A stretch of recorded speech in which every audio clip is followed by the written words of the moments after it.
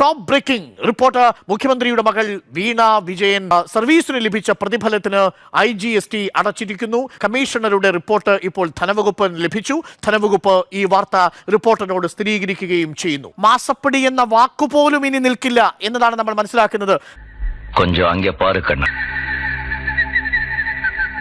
കരിമണൽ കമ്പനി CMRL-ൽ നിന്ന് കൈപ്പറ്റിയ മാസപ്പടിക്ക് മുഖ്യമന്ത്രിയുടെ മകൾ സേവന നികുതി നൽകിയെന്ന വാദം തെറ്റെന്ന് തെളിയുന്നു. വീണ സേവന നികുതി നൽകിയില്ലെന്നും സേവന നികുതി രജിസ്ട്രേഷൻ പോലും വീണയ്ക്കില്ലെന്നും വ്യക്തമാക്കുന്ന വിവരാവകാശ രേഖ മാത്യു കുഴനാടൻ MLA പുറത്തുവിട്ടു. ധനമന്ത്രി KN ബാലഗോപാൽ ഉൾപ്പെടെയുള്ളവർ വീണ നികുതി അടച്ചുവെന്ന് അവകാശപ്പെട്ടിരുന്നു. ബാംഗ്ലൂർ കമ്മീഷണറേറ്റിൽ നിന്ന് ലഭിച്ച വിവരമനുസരിച്ച് CMRL-ൽ നിന്നും വാങ്ങിയ പണത്തിന് വീണ വിജയൻ നികുതി അടച്ചിട്ടില്ല.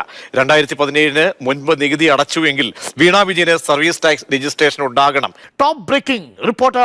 മുട്ടയുടെ തലയിൽ ബുൾസൈ അടിച്ചു.